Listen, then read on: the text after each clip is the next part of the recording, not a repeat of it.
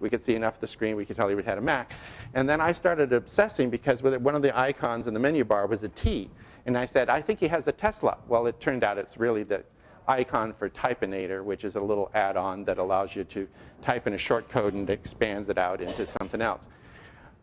But I mention this because when was the last time you actually looked at the things in your menu bar? You should pay attention to it because some of the people stealing credentials, one of the things they like to do is install things in the menu bar. Why? Because the menu bar acts as if it's part of the Finder, and it intercepts keystrokes and mouse clicks. So if somebody wants to spy on your machine and steal your password, one of the things they'll try to do is stick things up in the menu bar. So if you don't know what something is in the menu bar, kill it off.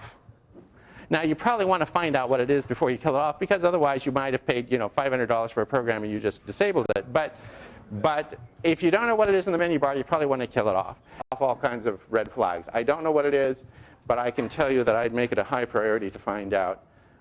Because I'll give you an example. There's this thing called they advertise it when you go into the Washington Post. It pops up all the time, and it says that you need to install this because you've got a virus on your machine. And one of the things that does is stick something up in the menu bar. You don't really want to have things in the menu bar you don't know about. The other thing you want to do is you want to reduce the number of things that you have in the menu bar. Somebody had a fairly late model MacBook, and they showed me that when they boot it up, it takes forever to boot. Well, when it booted up, I also noticed they have zillions of things in the menu bar. Your machine won't boot until it initializes all that. You can't do anything. The screen might come up, but you can't actually do anything until it fills out the menu bar. And sometimes that's extremely, extremely slow because either it's conflicting with other things that stick itself up in the menu bar, memory, and they take up disk space, and they are another task. So as you're trying to type things in Word, those things up in the menu bar are sitting there thinking, oh, do I need to do something? Oh, do I need to do something? So you want to reduce drastically the number of things in your menu bar. And if you have things that you stuck up in the menu bar that you don't use and you don't know what they are, get rid of them.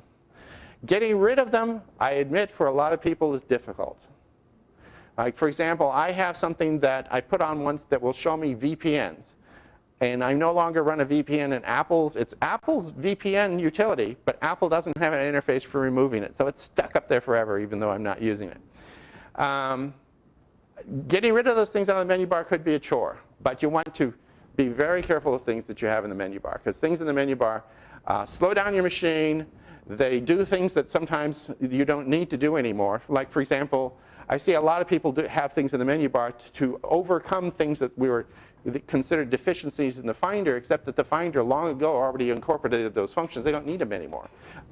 One person has something in the menu bar that applies the labels to things. So when you click on a file, it'll make it red, green, blue. That's built into the Finder. Definitely don't need that. So you want to kind of be very careful of things you have in the menu bar. If you don't know what they are, find out. And if you can't find out, see if you can figure out how to kill it off. And if you can't kill it off, can't figure out how to do that, post it on the TCS and have us kind of have a group thing and figuring out how to kill it off.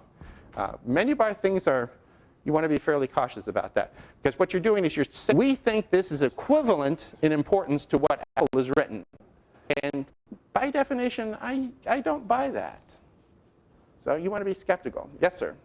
Synchronization further to the previous question. My wife's iPad is constantly on to the whatever card game thing, and all she ever does is close the cover and turn it off. The other day I changed an appointment from Monday to Wednesday, and she didn't get it. And she didn't get it.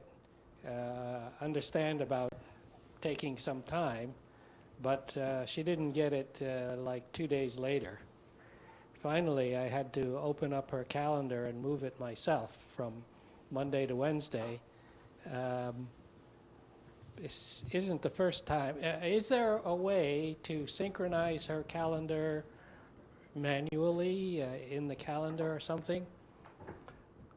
If it's her calendar, it should happen on its own. Yeah, it should.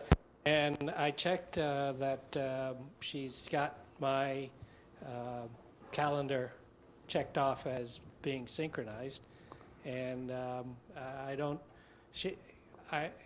when I had the appointment being changed on the phone, I guess I did a couple of things, changed its time, and then moved it. Well, she got the time change, but not the day change, so it's a little strange. Yeah. I don't have a good answer for that. I will tell you that Kathleen and I, we have our own personal calendars that we use Calendar for, but for things that we use jointly, we don't use Apple's calendar, we use Google Calendar.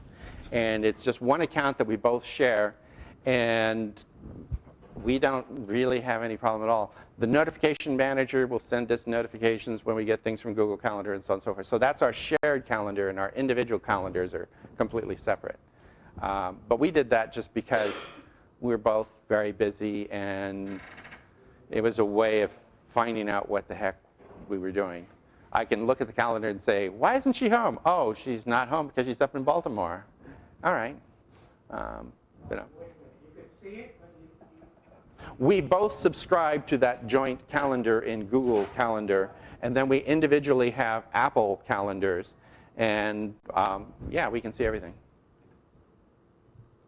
You see her calendar, that's what is that. Pardon? Can you see your wife's private calendar? No, I can't see your private calendar. No, I don't want to see your private calendar. Kathleen has 5 degrees. None of them are in the same domain. Kathleen is confusing.